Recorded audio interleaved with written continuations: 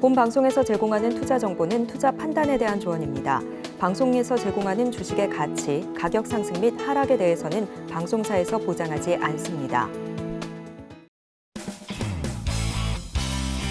시청자 여러분 안녕하십니까? 깊이 있는 인사이트로 여러분들의 투자를 잘 이끌겠습니다. 저는 강관우입니다.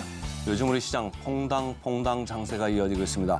외국인 기관이 하루는 팔고 하루는 사고 이런 모양을 계속 보이고 있기 때문입니다. 시장뿐만이 아니고 종목별로 테마별로도 마찬가지인데요. 2차 전지주가 하루 오르면은 하루 떨어지고 로봇주가 하루 오르면 하루 떨어지는 이런 모습을 보이고 있습니다. 어제는 로봇주는 올라갔지만 2차 전지주는 에코프로 그룹주를 중심으로 하락세를 보였습니다. 한편 시장에서는 대주주 과세 요건 완화 이 이슈는 해를 좀 넘길 모양입니다. 아무래도 코스닥 수급에 안 좋은 영향을 끼칠 수 있는 요인이 되겠습니다. 한편 간밤 미국 시장에서는 3대 지수 모두 밀렸습니다. 국채 시장에서 10년물 국채 금리가 4.1% 초반까지 밀고 내려가는 초강세를 연출을 했습니다마는 미국 주식 시장은 아무래도 차익 실현 매물이 많았던 모양입니다. 오늘도 저희 증시8과 함께 하시면서 알찬 정보, 인사이트 많이 챙기시길 바라겠고요. 바로 외신 들어가겠습니다. 외신 브리핑 시작합니다. 어제 3대 지수 모두 다 하락하면서 마감했습니다. 다우지수는 0.19%, 나스닥 지수도 0.58%, S&P 500 지수는 0.39% 수준으로 약밥순에서 마감을 지었습니다. 빅테크주들의 차익 실현 매물이 좀 나오면서 일제히 약세를 좀 보였는데요. 출발은 좋았지만 장중에 계속해서 하방 압력을 받는 모습이었습니다. 출발이 좋았던 이유는 ADP 민간 고용이 발표가 됐기 때문인데요. 살펴보고 가도록 하겠습니다. 우리 시간으로 어제 밤 10시 15분에 발표가 됐습니다. 11월 민간 고용이 10만 3천 건으로 집계가 됐습니다. 전월 대비해서 크게 좀 줄어들었고요. 시장 예상치도 크게 하회하는 모습이었습니다. 특히 임금 상승률 같은 경우에는 2년 반 만에 최저치를 기록하는 모습을 보이기도 했는데요. 덕분에 10년물 국채 금리는 4.1%대 초반까지 내려오는 모습을 보였습니다. 계속해서 시장 지표도 함께 확인해 보도록 하겠습니다. 유가 같은 경우에는 배럴당 69달러 선에서 하락하면서 마감을 지었습니다. 어제 말씀드렸던 무디스의 신용등급 전망 하향 조정은 유가에도 영향을 주게 됐습니다. 중국의 경기 둔화 우려로 인해서 수요가 감소할 것으로 예상이 되면서 유가는 계속해서 하방 압력을 받아갔는데요. 5개월 만에 70달러 선 밑으로 떨어지게 됐고요. 지난 7월 3일 이후 5개월 만이다라고 볼 수 있겠습니다. 이어서 기사들도 함께 체크를 좀 해보도록 하겠습니다. 첫 번째 블룸버그 기사입니다. PBOC steps up yuan support via fixing after Moody's outlook cut이란 기사이고요. 중국이 무디스 등급 전망 강등에 맞서서 위안화 방어에 맞서고 있다라는 기사입니다. 첫 번째 기사로 어제 전해드렸던 무디스의 신용등급 전망 하향 조정과 관련한 기사 팔로우업 해보도록 할 텐데요. 여기서 PBOC 같은 경우에는 중국 인민은행, 즉 중국 중앙은행을 의미를 합니다. 중국이 무디스 강등에 맞서서 대응책을 꾸려나가고 있는 것으로 확인이 됐는데요. 무디스가 신용등급 전망을 하향 조정하면서 중국의 위안화가 현재 평가 절하 위기에 놓여 있습니다. 그렇다 보니까 이를 방어하기 위해서 중국 중앙은행 같은 경우에는 고시 환율을 시장 예상치보다 낮췄고요. 국영은행들은 미국 달러화를 팔고 있습니다. 다만 S&P와 피치 같은 경우에는 중국 신용등급 전망을 기존과 같이 안정적 그리고 A+ 수준으로 유지를 했습니다. 일단 3대 신용평가사 모두가 하향 조정을 한 것은 아니기 때문에 한숨 돌리는 모습인데요. 이런 가운데 어젯밤에 나왔던 새로운 기사 하나 더 체크하고 가겠습니다. 이번에는 밸런스 기사 함께 좀 보실 거고요. Moody's downgrades Hong Kong rating outlook to negative라는 기사고요. 무디스가 중국에 이어서 홍콩까지도 신용 등급을 하향 조정했습니다. 홍콩의 신용 등급은 AA3로 유지를 했는데요. 신용 등급 전망을 안정적에서 부정적으로 중국과 마찬가지로 하향 조정했습니다. 신용 등급인 AA3 같은 경우에는 중국이 가지고 있는 신용 등급보다는 한 단계 더 위다라고 볼 수 있겠고요. 무디스는 홍콩이 중국과 정치적, 경제적 그리고 재정적으로도 다 긴밀한 관계가 있다면서 중국 본토 상황이 홍콩에도 똑같이 영향을 줄 것이다라고 내다봤습니다. 또 홍콩의 자치권이 감소를 하고 있다면서 홍콩의 자율성이 약화될 것으로 예상하기도 했는데요. 한편 홍콩 정부는 이에 대해서 강하게 반박을 했습니다. 홍콩 정부는 동의할 수 없다라면서 무디스의 평가와는 다르게 자치권은 그대로 될 것이다라고 강조하기도 했습니다. 홍콩 역시 전망이 좀 하향 조정됐기 때문에 항생 지수에는 어떤 영향을 주게 될지, 지수에 압박을 줄 수 있을지 이 부분 함께 좀 유의 깊게 지켜보셔야 될 것 같습니다. 이어서 두 번째 기사 함께 보도록 하겠습니다. 이번에는 CNN 기사 함께 보실 거고요. Fact Checking Trump Fox News Town Hall in Iowa라는 기사입니다. 이번에는 도널드 트럼프 전 미국 대통령이 폭스뉴스와의 대담에서 언급했던 말말말 함께 정리를 좀 해보겠습니다. 트럼프 전 대통령은 폭스뉴스 앵커 숀 해니티와 함께 대담을 진행했습니다. 이번 대담은 내년 초에 열릴 공화당 대선 후보 경선의 첫 개최지인 아이오와주에서 열렸는데요. 보복을 위해서 권력을 남용하지 않을 것을 약속하느냐라는 질문에 대해서 첫날을 제외하고는 그렇다라고 답을 했습니다. 이어서 멕시코와의 국경을 폐쇄하고 석유를 시추할 것이다라고 이야기했는데요. 즉 불법 이민자 단속을 강화하고 또 바이든 행정부의 친환경 정책을 백지화하겠다라는 등 자신의 공약 이행을 위해서 일단 독재자라는 비판을 받더라도 이를 감수하겠다라는 뜻으로 풀이가 됩니다. 또 그는 지지층에게 바이든은 미국 민주주의자의 파괴자다라고 이야기하기도 했는데요. 바이든 대통령이 최근 자신을 비판하면서 썼던 표현을 그대로 사용하면서 다시 한번 비난하고 나섰습니다. 트럼프 전 대통령은 바이든은 정부와 법을 무기로 정적을 치려고 한다면서 올해 자신을 상대로 이루어졌던 4건의 형사 기소가 그 증거다라고 주장하기도 했습니다. 이에 바이든 대통령도 즉각 반격에 나섰습니다. 그는 고령, 건강 이상설 등 각종 논란에도 불구하고 자신이 재선에 도전하는 것은 트럼프 대통령의 당선을 막기 위해서다라고 이야기하기도 했습니다.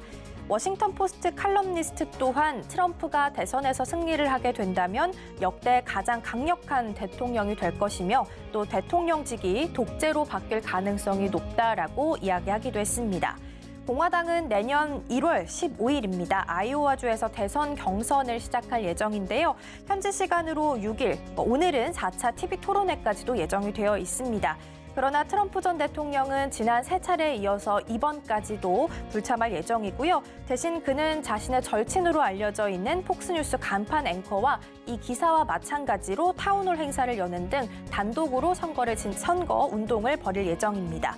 그리고 대선과 관련해서 밤사이 들어온 소식이 있어서 하나 더 볼 텐데요. 미국 정부에서 8만여 명에 달하는 사람의 학자금 대출을 탕감해줬다고 합니다. 규모가 약 48억 달러 정도인데요. 대선 분위기를 일단은 신경 쓰고 있는 것으로 보이고요. 즉 정책적인 모멘텀까지 확인을 좀 하시면서 관련주들의 시세 체크해볼 시점이 온 것은 아닐까라는 생각이 들었습니다. 이번에는 이어서 섹터별 움직임 함께 살펴보도록 하겠습니다.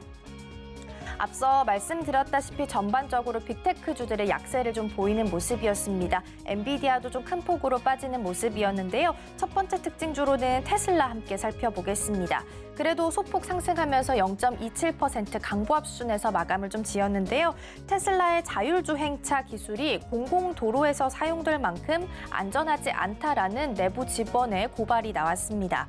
전 테슬라 직원인 루카스 크룹스키는 BBC와의 인터뷰를 통해서 오토파일럿의 자율주행 핸들과 주차 기능이 있지만 실제로는 운전자가 운전대를 잡고 있어야만 한다면서 하드웨어와 소프트웨어 모두 준비되지 않은 상태다라고 이야기를 했습니다.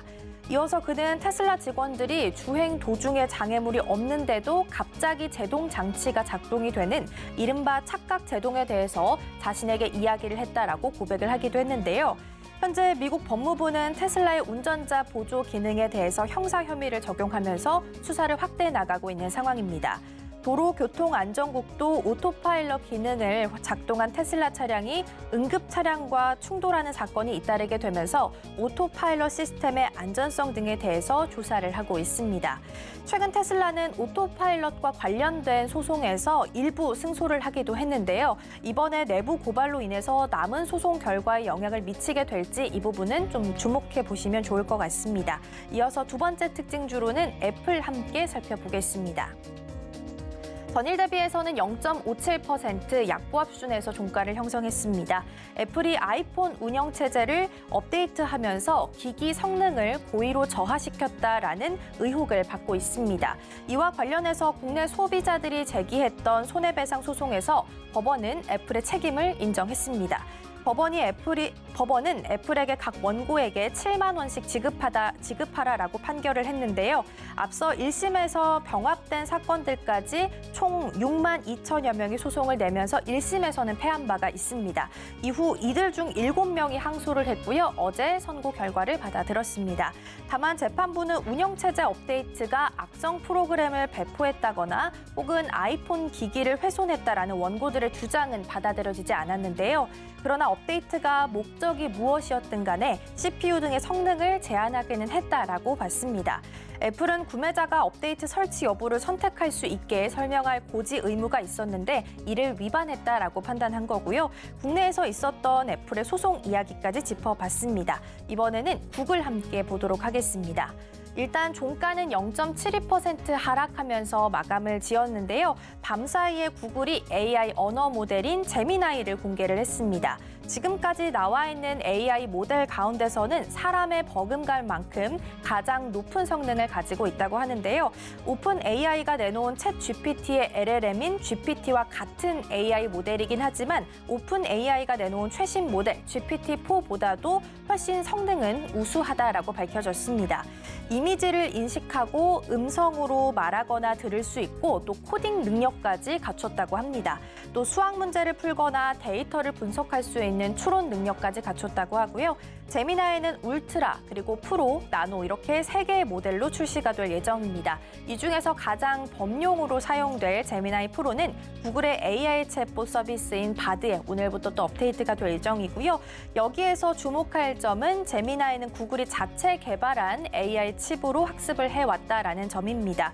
구글이 설계한 최신 칩도 함께 좀 공개를 하게 되면서 이 부분 또한 시장을 좀 선점해 나갈 수 있을지 선점해 나갈 준비를 하는 모습을 확인할 수 있었고요. AI 관련주들 또한 다시 한번 시세를 낼 수 있을지 오늘 장에서도 함께 체크해 보시면 좋지 않을까 싶습니다. 지금까지 외신 브리핑이었습니다.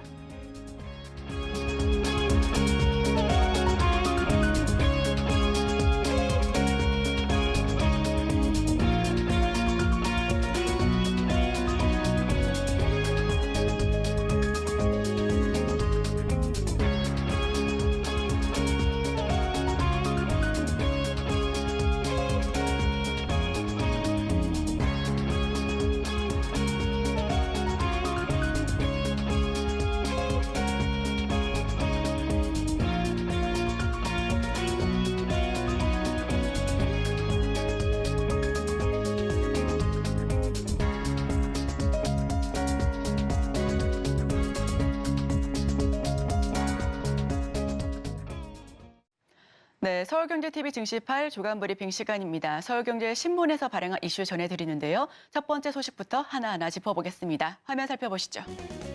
또 요소 땜질 처방, 중국산 의존증 고질병 된다. 첫 번째 소식으로 요소 관련된 이야기 전해드립니다. 2년 만에 또 터진 두 번째 요소 대란에 정부 대책의 핵심 요소인 공급선 다변화한 기업에 지원금을 제공해준다에 그쳤다라는 부분 첫 번째 소식으로 전달해 드리는데요. 우선 2년 만에 또 요소수 대란이 터졌습니다. 근본 대책이라고 불리는 국내 생산 같은 경우에는 환경 규제를 두고 중앙정부와 지방정부 간 엇박자 등의 문제로 엄두 내지 못하고 있는 문제인데요. 그나마 눈에 띈 건 차량용 요소 공급선을 다변화하려는 기업에 지원금을 준다라는 내용 자체가입니다. 하나하나 살펴보시면 요소의 중국 의존도를 줄이려면 기업으로 하여금 공급선을 다변화할 인센티브가 필요하다라는 판단하에 정부가 지원금을 제공해 주기는 하겠지만 요소 공급선을 다변화한 기업에 지원금을 주는 대책은 이번이 우선은 처음이라고 합니다. 요소의 중국 의존도가 다시 높아진 상태에서 기업 입장에서 공급선을 다변화할 만큼 가격적인 요인이 없었기 때문이라는 배경도 적용하고 있는데요. 베트남이라든지 사우디 해당 국가들에서 다른 국가에 수입하는 데 요소가 추가 비용을 지원한다라는 부분 함께하고 있습니다. 요소 공급선을 다변화한 기업에 지원금을 주는 대책은 이번이 처음인데요. 정부는 특정국 의존도가 70% 이상인 자원에 대해서는 전략적인 원자재로 잡아 정부가 관리에 나섰어야 했다라며 비판하고 있습니다. 또 기업과 정부가 투트랙으로 대책을 마련하는 데 대해서 2년 전에 이미 요소 대란이 터졌음에도 불구하고 기업에만 맡겨놓고 있었다라며 정부의 이번 방침을 꼬집기도 했는데요. 게다가 이번에는 근본 대책 또한 빠졌습니다. 우리나라에서 요소를 만드는 과정에서 환경오염 물질이 나오는데 이에 대한 규제로 인해서 국내 생산이 이루어지지 않고 있는 부분인데요. 정부는 미국과 일본 등 우방국을 대상으로 수입선을 활용한다라는 방안도 고려하고는 있으나 현실적으로는 가능성이 없다라는 판단도 나오고 있습니다. 미국은 너무 멀어서 비용 자체가 많이 들고 일본 같은 경우에는 자국 내에서도 이미 수입이 타이트하기 때문에 우리나라까지 넘어올 수 없다라는 그런 판단이 우세하고 있는데 자, 정리하고 넘어가겠습니다. 정부는 요소수 수급 기업에만 맡겨놓고 있다라고 전문가들이 비판하고 있습니다. 가성비를 앞세운 중국의 점유율이 91%에 달하고 있고요. 미국과 일본 경제 안보를 위해 상당량의 자체 생산을 하고 있는데 한국은 환경 규제 족쇄를 받고 있어서 엄두조차 못 내고 있다라는 현실입니다. 미국과 일본 등 우방국 수입선 활용도 적극적으로 모색할 필요가 있긴 하지만 여전히 이 부분에 대해서는 논의 자체를 할 뿐 그 이상의 발전 방안은 없는 것으로 비판이 특히나 일고 있습니다. 자, 그럼 다음 소식으로 전해드립니다. 수소나 리튬, 연구, 히토 연구 자석까지 공급선 다양화, 방안 구체화. 정부가 요소와 흑연 등 이미 공급망 이슈가 발생한 원자재 이외에도 중국 의존도가 높은 자원에 대한 공급선 다변화 대책을 곧 발표한다라는 소식 이어서 전해드립니다. 우선 자원 공급망 이슈가 반복되고 있는 만큼 특정국 의존도가 높은 자원에 대해 선제적으로 공급망을 점검하겠다라는 취지로 보여지고 있고요. 특히나 이런 부분에 대해서 2차 전지 소재인 수소나 리튬은 거의 전량을 중국에서 생산해 왔습니다만 내년부터는 국산화도 꾀할 것으로 보여지고 있습니다. 전기차와 풍력 발전 등 친환경 산업의 핵심 소재로 꼽히는 히토 연구 자석도 전량 수입에 의존해 오고 있고요. 4월에도 중국이 히토류 수출 제한 카드를 꺼내 들었기 때문에 연구 자석에 대해서 계속해서 수급을 내재화하려는 속도를 내야 할 필요성이 있다라는 분위기 커져가고 있습니다. 산업부 관계자는 요소를 포함해 원광물이 아닌 자원 그리고 공급망 이슈가 터지자 많은 자원들도 두루 다르게 될 것이다라고 설명하고 있습니다. 품목별로 중국 수입의 비중을 살펴보시면 히토류가 79.4%, 수산화 리튬과 산화 리튬도 82%에 달하고 있고요. 인조 흑연도 거의 90%가 넘는 비율입니다. 해당 원자재가 중국에 너무 큰 의존도를 갖고 있는 만큼 우리 국내 역시 국내 산업에 대한 그런 확장성으로 내재화가 필요한 시점으로 보여지고 있습니다. 네, 정리하고 넘어갑니다. 중국 의존도가 높은 자원 집중해서 점검할 필요가 있어 보이고요. 타국 공급망 확보 역시 국내 생산에 지원할 부분 역시도 정책적으로 확인해야 할 포인트로 자리 잡고 있습니다. 자, 다음 소식 전해드립니다. 세대 교체 칼 빼든 신동빈 40대 발탁하고 외부 등용문 넓혔다. 롯데그룹 대대적으로 세대 교체를 단행했습니다. 얼마 전에는 SK 그리고 삼성그룹사 역시 인적 세대 교체를 단행했죠. 뉴 롯데, 미래를 외쳤던 신동민 회장의 의지에 맞춰서 인적 쇄신을 꾀하고 있는 부분인데 지금 보시면 롯데그룹 대표이사 승진 그리고 신규 선임한 임원진들 명단입니다. 보시면 롯데그룹이 대대적으로 세대 교체를 단행했는데요. 이번 세대 교체에선 여성 임원의 비율을 많이 높이고 또 40대 젊은 임원의 비율 역시도 높였다라는 평가가 나오고 있습니다. 특히나 헬스케어, 바이오, 정부 기술로 중점 사업이 바뀌는 시점에서 인적 쇄신이 필요하다는 판단에서 나온 부분인데 롯데그룹 3세인 신유열 롯데케미칼 전무가 승진하면서 신설되는 롯데 지주회사의 미래 성장성 역시 앞으로 계속해서 꾀할 예정이라고 합니다. 해당 내용에서 부동산을 효과적으로 유통화에 그친 현금 흐름 개선 역시도 집중할 것으로 보여지고 있고요. 여성 인재 발탁도 앞으로도 계속해서 좀 주목해 볼 필요가 있어 보입니다. 세대 교체 칼 빼든 신동빈, 이번엔 60대 계열사 대표이사도 8명이 퇴진을 했고요. 30년 오너가 비서 류재돈 역시 퇴진했습니다. 이훈기 사장, 화학 턴어라운드 특명을 가지고 있고 식품 부활 인정에 이영구 사장이 부회장으로 승진했습니다. 여성 인재도 중요하고 전무 이상도 비율도 9.8%로 높여가고 있는 이번 롯데 인사 앞으로도 함께 지켜봐 주시면 좋을 것 같습니다. 자, 다음 소식으로 넘어갑니다. 게임 스트리밍 트위치 철수에 웃는 네이버. 네이버 게임 스트리밍 서비스 출시를 앞두고 절호의 기회가 찾아왔습니다. 아마존닷컴의 스트리밍, 트위치 한국 서비스 접기 때문인데요. 우선 내용을 하나하나 살펴보시면 게임 스트리밍 서비스 치지직의 출시를 앞둔 네이버에 절호의 기회가 찾아왔다라는 소식입니다. 아마존닷컴의 글로벌 인기 게임 스트리밍 플랫폼인 트위치가 한국 서비스를 접기 때문인데 이 증권업계에서 치직의 사업 가치가 약 1조 원이 넘을 것으로 평가되고 있습니다. 하나하나 내용을 더 살펴보시면 일단 1조 원에 달할 것이라는 전망이 나올 만큼 서비스와 앞으로 네이버 페이의 시너지 효과가 클 것으로 예상이 되고 있는데요. 시장 조사 업체에 따르면 게임 스트리밍 시장 규모는 앞으로 계속해서 커질 것으로 전망되고 있습니다. 그간 네이버는 스포츠를 중계해 왔는데 지난해 카타르 월드컵을 생중계했을 때로 2억 명이 넘게 몰렸을 만큼 인기가 굉장했습니다. 앞으로 스포츠를 중심으로 다변화할 것을 촉각하고 있는데 네이버의 게임 스트리밍 치지직 앞으로도 우리 시청자분들께서 집중해 주시면 좋을 것 같고요. 경쟁사인 트위치가 한국 사업 철수하는 데에 따라서 수혜를 입을 전망까지도 함께하고 있습니다. 이름 자체가 치지직이라고 해서 굉장히 많은 분들의 흥미도 가지고 있는데 흥행 궤도에 안착시키면 이로 인해 자사 플랫폼에 이용자를 유입시키고 묶어둘 것으로 예측이 되고 있고요. 뿐만 아니라 이에 대해서 반사 이익을 누릴 것으로 예상되는 유튜브, 아프리카 TV 어제장에서 가격 제한폭까지 오른 모습으로 상승세를 보였습니다. 트위치는 내년 2월 한국 서비스를 중단합니다. 출시를 앞둔 치지직 절호의 기회로 보여지고 있고요. 내일까지 임직원 베타 서비스를 제공한다라는 소식입니다. 풀 HD 화질 후원 역시도 기능이 가능하기 때문에 앞으로 네이버의 치지직 함께 지켜봐 주시면 좋을 것 같습니다. 자, 다음 소식 전해드립니다. BTS 국방 의무 이행에 하이브 이틀째 강세. 하이브 그룹 BTS의 군입대 계획 발표 이후 연이틀 강세를 보여주고 있습니다. 병역 불확실성이 해소됐고 군 복무 후에 몸값이 뜰 것이라는 업계의 관측이 있어서인데요. 내용을 하나하나 짚어보겠습니다. 하이브가 소속 그룹 방탄소년단의 군 입대 계획 발표 이후 연이틀 강세를 보여주고 있습니다. BTS의 병역 불확실성이 해소되고 군 복무 이후에 몸값이 한층 더 뛸 것이다라는 업계의 관측 때문인데 YG 엔터테인먼트도 블랙핑크 멤버 전원과 전속 계약을 체결했다는 소식에 20% 이상 뛰면서 강세로 종가 형성했습니다. 하이브가 강세를 보인 것은 소속사 그룹인 BTS가 전날 군 입대 계획을 발표하면서 불안 요소가 온전히 정리됐다라는 부분에 있고요. 특히나 어제장에서는 YG 엔터테인먼트가 블랙핑크 멤버와 전원 전속 계약을 체결했다는 소식에 25.6% 넘게 오르면서 종가 형성했습니다. YG 엔터테인먼트가 오름세를 보였던 것은 지난달 24일 이후 8거래일 만인데요. 거래량도 553만 주 이상으로 뛰었습니다. 전날 대비해서 20% 넘게 20배 넘게 육박한 부분이고 이와 관련해서 앞으로 계속해서 엔터사 역시 하반기 내내 지켜보시면 좋을 섹터로 거론되고 있습니다. 병역 불확실성 해소가 호재로 들어오면서 10%가 넘게 뛰었고요. 블랙핑크와의 재계약 소식을 알린 YG는 25%를 넘게 보였습니다. JYP 그리고 SM까지 엔터주 정달아 줄줄이 상승세를 보여주고 있기 때문에 하반기에 이어서 내년 상반기까지 함께 지켜보시면 좋을 섹터로 다시 한번 지켜보셔도 좋을 것 같습니다. 자, 그럼 마지막 소식으로 전해드립니다. 엔터테인먼트 어제자 4% 넘게 상승했었던 지니뮤직과 함께 YG 엔터테인먼트는 25% 넘게 급등했고요. 하이브 역시 상승세를 보였던 하루였습니다.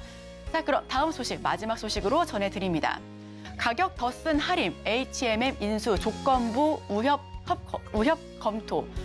산업은행과 한국해양진흥공사 HMM의 새 주인이 될 것으로 보여지고 있는데 우선 협상 대상자를 조건부로 선정하는 방안을 검토하고 있다는 소식 마지막 소식으로 전해드립니다.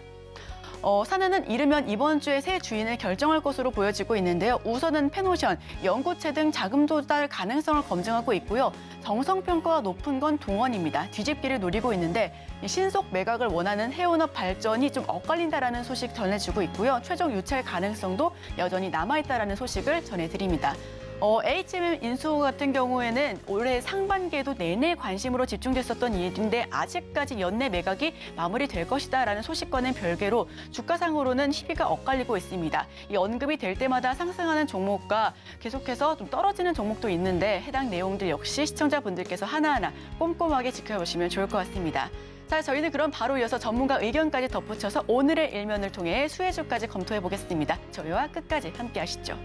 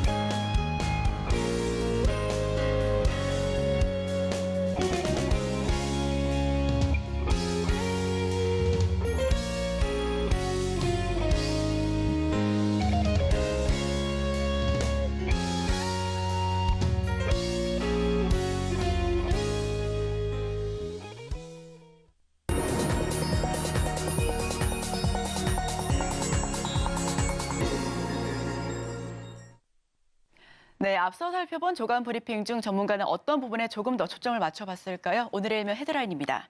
블랙핑크 다시 뭉친다. YG 엔터 강세, 엔터주 덩달아 뛴다. 오늘 헤드라인 풀어주실 분이죠. 헤르메스 스타 김수현 팀장 함께합니다. 어서 오세요. 네, 안녕하세요.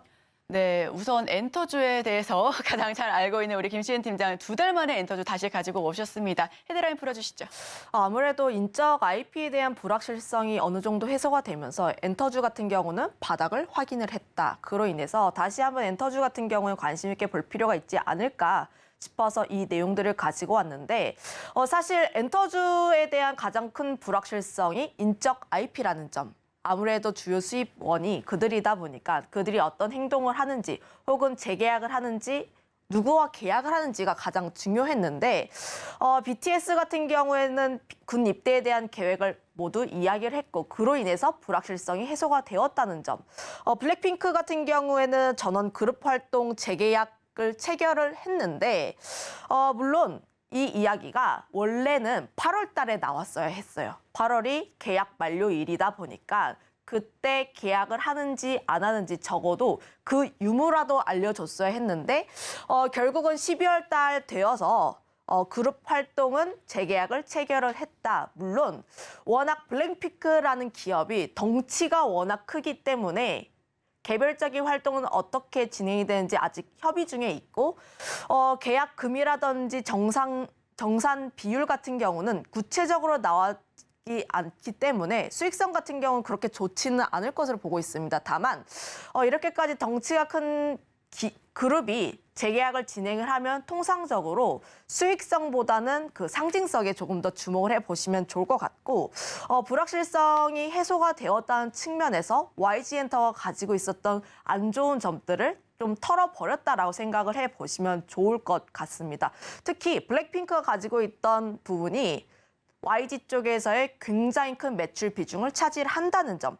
특히 영업이익에 대한 기여도 자체가 80% 정도에 육박하다 보니까 블랙핑크가 더 연장이 되는지가 가장 중요했는데 YG엔터 같은 경우에는 그 자사 최대의 IP를 유지를 했다는 점으로 인해서 앞으로 나올 수 있는 신인에 대한 모멘텀도 다시 한번 더 부각이 될 수 있다. 특히 YG엔터가 그냥 신인을 가지고 있느냐 혹은 블랙핑크라는 기업을 데리고 신인을 띄우느냐에 대해서는 좀 차이가 굉장히 크다라고 보여지고 있는데 실제로 보면 좀 지금 나오고 있던 YG엔터의 신인 그룹인 베이비몬스터 같은 경우도 보면 실제로 데이터는 잘 나오고 있어요. 반응 자체는 굉장히 긍정적으로 나오고 있는데 그 이유가 후광으로는 블랙핑크가 있었다는 점.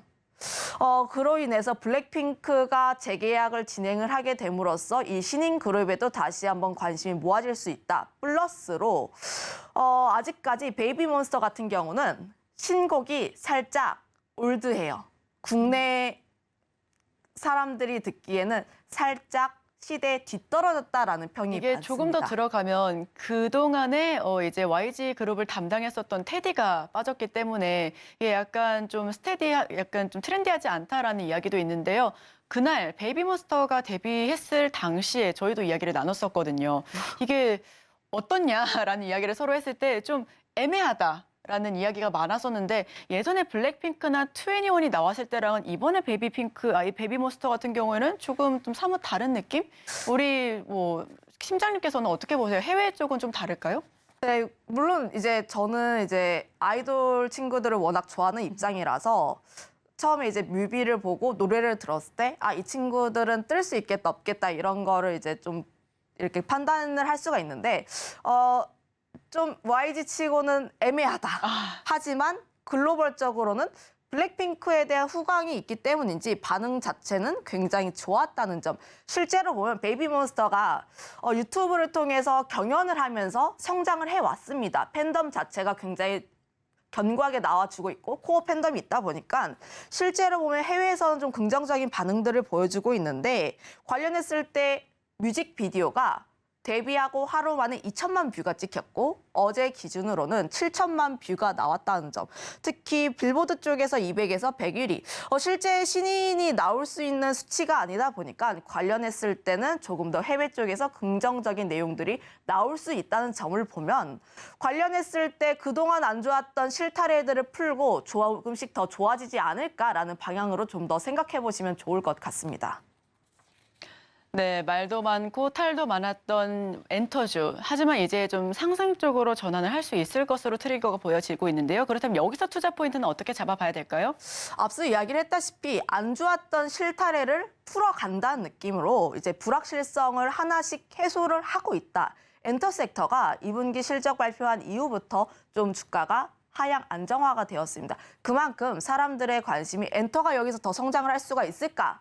가 좀 주요 머릿속에 나왔었는데 관련했을 때 엔터주의 하락을 이끌었던 주요 불확실성 요인이 첫 번째로 블랙핑크의 재계약 이슈, 두 번째는 A2K 프로젝트의 성공 여부, 세 번째가 실적에 대한 부분, 여기서 더 성장을 할 수 있을지, 특히 에스파라든지 스트레이키즈 일군 아티스트가 초동이 역성장하는 것을 보고 엔터는 여기서 성장이 멈춘 것이 아니냐라는 우려가 있지만 관련했을 때 하나하나씩 조금씩 불확실성이 해소가 되어 있다라고 보시면 좋을 것 같아요. 특히 A2K 프로젝트 같은 경우에는 지금 씨앗을 뿌려놨고 이번 올해 씨앗을 뿌려놨고 그 씨앗이 내년 같은 경우에 더 크게 빛을 발할 수 있는 시기다 보니까 내년에 조금 더 주목을 해볼 필요가 있다. 엔터 같은 경우는 올해도 중요했지만 내년에 업황 자체가 굉장히 다변화가 되기 때문에 내년 자체도 계속 주목을 해볼 필요가 있다. 특히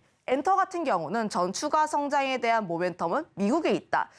계속 이 자리에서 엔터 섹터를 이야기를 할 때마다 중심추는 미국에 있어요라고 얘기를 했지만 실제로 보면 미국에서의 데이터가 굉장히 긍정적으로 나와주고 있습니다. 미국 쪽에 대한 음반 수출 자체가 좀 꾸준하게 우상향 추세에 있기도 하고 팬덤도 꾸준히 신규로 유입이 되고 있는 모습. 특히 스트레이키즈라든지 투모로우바이투게더 같은 경우도 보면 미국 내 신보 판매량이 년 대비했을 때 2배 넘게 성장하고 있어서 실제로 지금 성장 추이로 봤을 때는 미국이 좀 꽉 잡고 있다라고 보시면 좋을 것 같아요. 물론 앨범 판매량 같은 경우를 보면 동남아라든지 일본 쪽이 굉장히 우세하긴 합니다. 하지만 성장에 대한 부분을 보면 미국도 빼놓을 수 없다는 점. 특히 23년 들어서는 빌보드 핫 100에 우리나라 K-팝의 음악이 들어오는 경우가 굉장히 많아졌어요.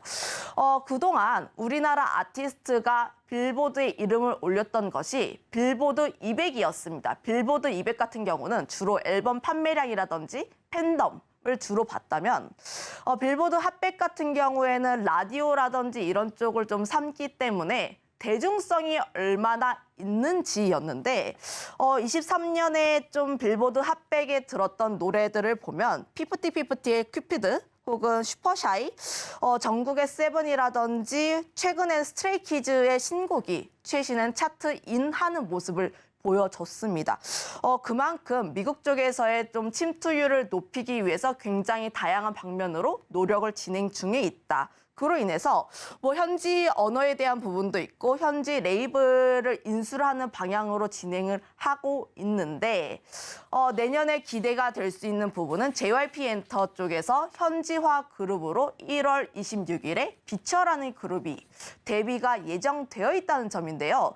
실제로 보면 JYP 유튜브 채널을 통해서 이미 선 공개를 하긴 했죠. 이 그룹에 대해서 경영도 진행을 했고 실제 데이터를 보면 미국과 캐나다에서 예상치보다 더 높은 긍정적인 수치들이 나왔습니다. 실제로 보면 스트레이키즈라든지 트와이스 같은 경우도 미국 쪽에서의 유의미한 성과를 얻고 있고 미국 쪽에서의 팬덤이 꾸준하게 유입이 되고 있어서 JYP의 실적이 계속해서 오르고 있다는 점을 감안을 하면 이들 기업, 그러니까 비처라는 기업도 JYP와 그리고 현지 프로듀서 쪽에 프로듀싱 기업과 이제 협업을 통해서 성공 가능성이 계속해서 높아지고 있다는 점을 보면 미국 쪽에 대한 기대감도 높아지고 있다. 거기다가 더불어서 미국뿐만 아니라 지금 우리나라 기획사가 진행을 하고 있는 일이 미국뿐만 아니라 일본에서도 현지 그룹을 만들고 있고 중국에서도 현지 그룹을 만들고 있습니다. 앞으로 한국에서만 한정된 것이 아니라 굉장히 다양한 국가들로 퍼져나가고 있기 때문에 굉장히 업황 자체가 커질 수 있다는 점. 거기다가 더해서 라이트 팬덤도 굉장히 커지고 있는데 그동안은 음반 쪽에서의 판매량이 많아졌다면 앞으로는 콘서트라든지 음원 스트리밍 쪽에 대한 기대감도 굉장히 커지고 있기 때문에 그 부분에 대해서도 기대를 해볼 수가 있다. 실제로 보면 저연차 아티스트들도 굉장히 잘 활동을 해주고 있는데 특히 기대가 되고 있는 쪽이 제로베이스원이라든지 라이즈 같은 그룹들인데 실제로 판매량을 보면 초동 100만 장 우습습니다. 그만큼 앨범 쪽에 대해서도 기대를 해볼 수가 있고 특히 아티스트들도 굉장히 활동이 다변화가 되고 있기 때문에 이런 점에 대해서도 주목을 해볼 필요가 있지 않을까 이렇게 정리하도록 하겠습니다. 네, 전문가는 오늘의 일명 핵심 키워드로 엔터주, 불확실성을 하나씩 해소해 나가고 있다라는 부분에 초점을 맞춰줬고요. 그렇다면 여기서 수혜를 볼 수 있는 최선호주 한번 꼽아보겠습니다. 좀 지겨우실 수도 있을 것 같은데 JYP인가요? 네, JYP를 가지고 왔습니다. 여전히 엔터 4사 중에서 JYP 엔터가 영업이익률로는 좀 깡패다라고 보시면 좋을 것 같고 타 엔터사 대비했을 때 영업이익률이 2~3배 정도 나오고 있습니다. 이번 4분기 영업이익률 같은 경우도 콘서트라든지 이런 비용이 좀 있다 보니까 영업이익률 좀 감소하지 않을까 좀 우려가 나왔음에도 불구하고 30%대의 좋은 영업이익률을 낼 것으로 기대를 하고 있고 실제로 보면 JYP 엔터 같은 경우에는 4분기, 분기 최대 실적을 낼 것으로 기대를 하고 있습니다. 물론 스트레이키즈가 최근 앨범에서 역성장한 모습을 보여줬지만 그럼에도 불구하고 MD라든지 공연 매출, 특히 콘서트에 대한 부분에서 기대가 되기 때문에 실적은 굉장히 잘 나올 것으로 기대를 하고 있고요. 앞서 이야기를 했지만 JYP 엔터 같은 경우에서 기대가 되는 점은 미국이라는 점. 미국 쪽에서 굉장히 기대가 된다라고 보시면 좋을 것 같고 실제로 보면 아티스트들의 글로벌 성과 자체가 수치적으로 굉장히 좋아지고 있습니다. 21년도, 22년도 같은 경우에는 글로벌 해외 매출 비중이 50%가 안 되었다면 올해 같은 경우는 3분기까지 누적 해외 매출에 대한 비중이 57%로 훌쩍 넘어가기 때문에 비처라는 그룹이 좀 탄생을 하고 긍정적인 성과를 얻게 되면 굉장히 큰 폭으로 글로벌 성과가 나올 수 있다는 점, 특히 해외 매출에 대한 비중이 높아질 수 있기 때문에 그 점에서 특히 기대를 해볼 만하다. 이렇게 정리 드려보도록 하겠고 트와이스 같은 경우도 보면 실제로 2020년대부터 앨범 판매량은 꺾였습니다. 꺾였음에도 불구하고 매출에 대한 성장세가 지속이 되는 부분이 미국 쪽에서의 팬덤을 계속 이어가고 있고 특히 스타디움 쪽에서 공연이 가능한 몇 안 되는 K-팝 아티스트이다 보니까 이런 점에서 주목을 해보면 해외 쪽으로 좀 나아갔을 때 성장이 크게 기대가 되는 기업은 JYP 엔터다 이렇게 정리하겠습니다. 네, 오늘 엔터주, 그중에서 최선호주는 JYP 엔터테인먼트 들어봤습니다. 우리 시청자 여러분들께서도 함께 눈여겨봐 주시길 바랍니다. 지금까지 헤르메스 스타 김신 팀장과 함께했습니다. 오늘 말씀 고맙습니다.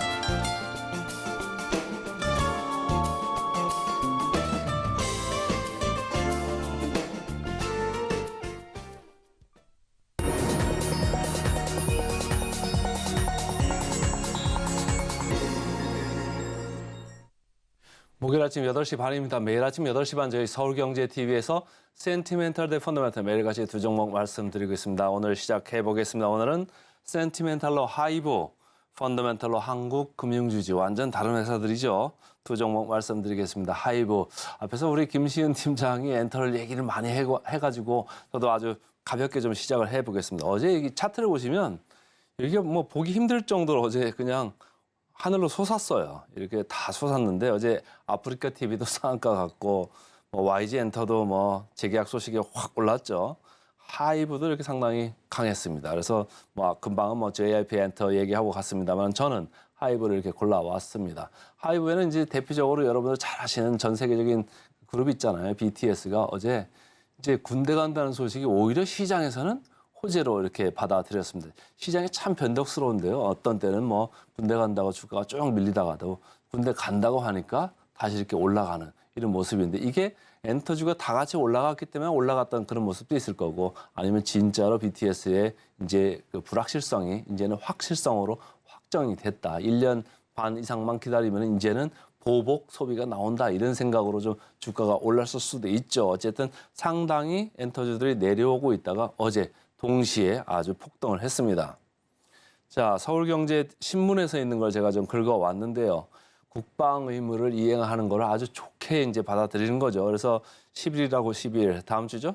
그래서 4명이 육군 현역에 입대를 합니다. 이렇게 입대를 하면은 저 다닐 때랑 달리 요즘은 뭐 한 2년도 안 돼서 다들 이제 나오는데 보면은 25년 말에 활동을 재개한다. 이때 가면은 그동안 못 봤던 BTS 오빠들이 나오는 거잖아요. 그러니까 보복 소비가 상당히 예상이 된다 이런 얘기고 불확실성이 해소돼서 뭐 좋은 것도 있고 공백기가 좀 있을 거잖아요. 내년 가면 이제 공백기가 있죠. 아무래도 활동을 많이 하다 보면 콘서트도 많이 했던 거, 월드 투어 했던 거 역기저 효과로 24년은 이제 없을 수 있으니까 매출이 좀 줄 수 있고 앨범 판매도 좀 줄 수 있죠. 뭐 당연히 줄 수밖에 없겠죠. 그런데 BTS가 파는 앨범이 전체 이 하이브의 앨범 매출의 22%입니다. 그러니까 5분의 1 정도 하는 건데 BTS 물량이 조금 볼륨이 판매량이 좀 떨어진다고 해도 다른 또 아티스트 IP들을 써가지고 앨범 판매 이런 게 잘 이루어질 수 있다 이렇게 보시면 될 것 같아요. 그래서 공백기에도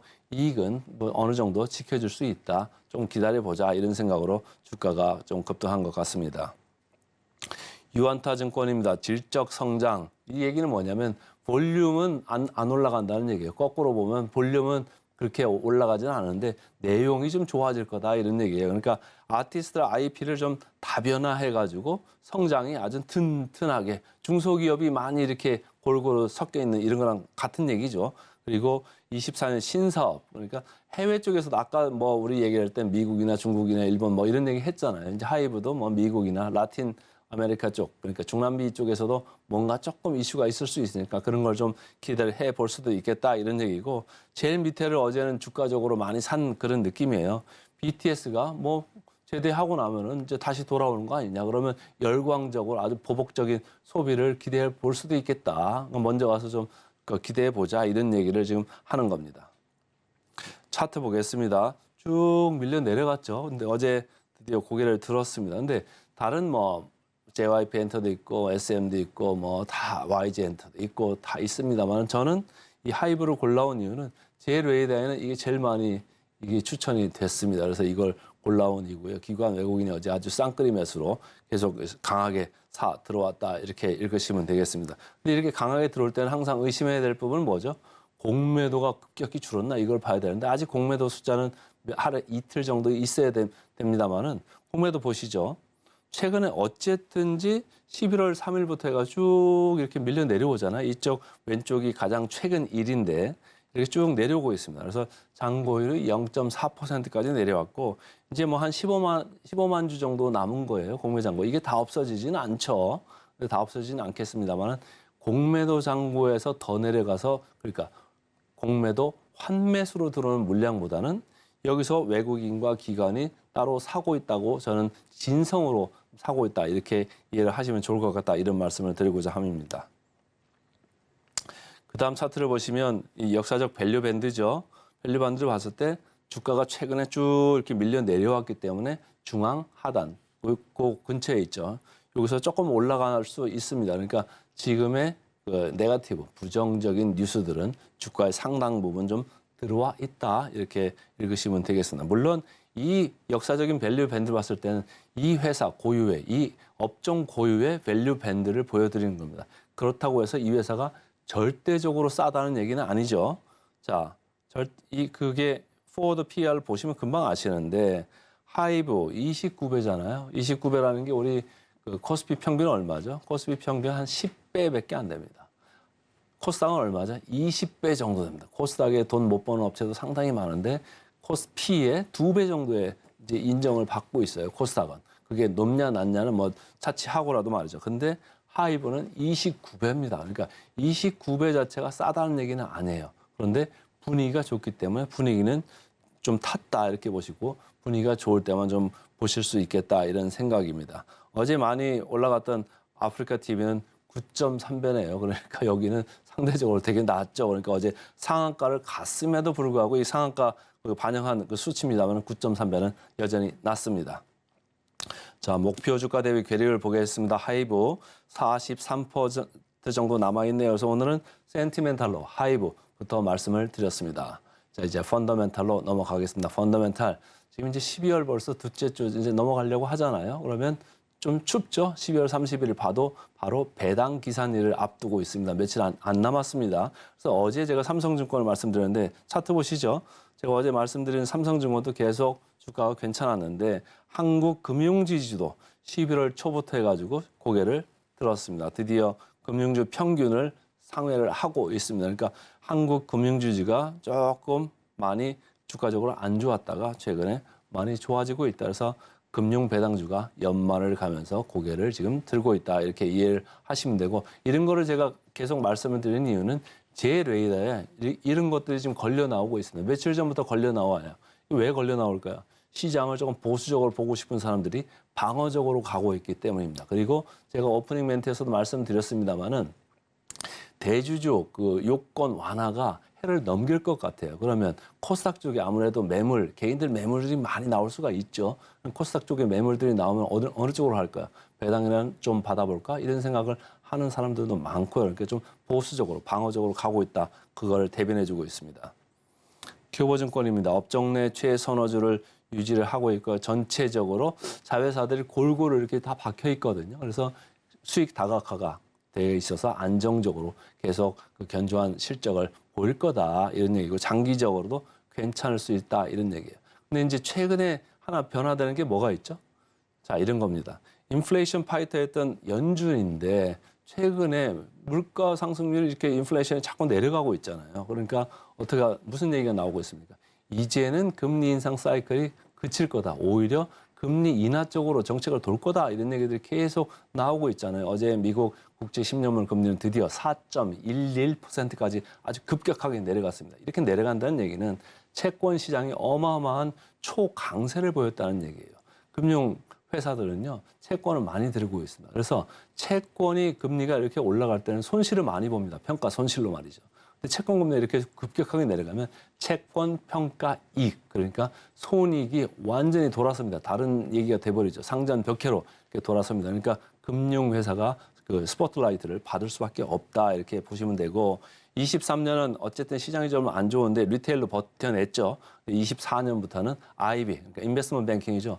인수주선도 하고 기업 공개도 하고 이런 거 하면서 프로젝트 파이낸싱 이런 것도 하면서 이익이 좀 올라오는 그런 쪽으로 다시 시장은 바뀔 수 있다. 금리가 내려가니까 말이죠. 그래서 트레이딩 쪽하고 양 부분에서 이 회사가 아주 선도 업체이기 때문에 IB의 킹의 귀환을 기대한다. 이렇게 대신증권을 이야기하고 있습니다. 여기도 마찬가지로 외국인 기관 이렇게 쌍끌이 매수를 계속 지속을 하고 있더라고요. 좀 위에서 보시고요. 공매 잔고율도 상당히 내려와 있다. 이렇게 보시면 되겠습니다. 역사적인 밸류 밴드를 봤을 때 더 이상 내려갈 수 없을 정도로 지금 하단에 이렇게 처박혀 있다. 이렇게 보시면 되고 PBR도 봤을 때 0.42배. 뭐 높지도 낮지도 않은 아주 뭐 적당하고 안정적인 요 선에 있습니다. 자, 이런 거 볼 때는 또 배당 수익률 중요하죠. 어제 말씀드린 삼성증권 6.8%보다는 낮습니다만 4.9% 여러분들이 은행 가서 받는 배당보다 그 이자보다 훨씬 높습니다.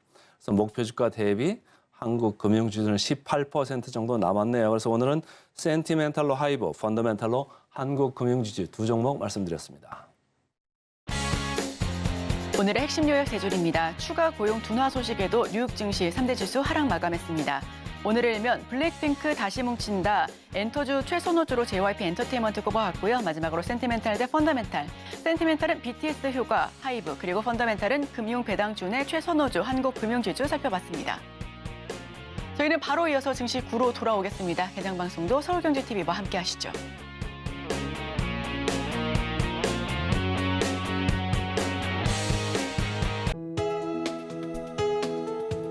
본 방송에서 제공하는 투자 정보는 투자 판단에 대한 조언입니다.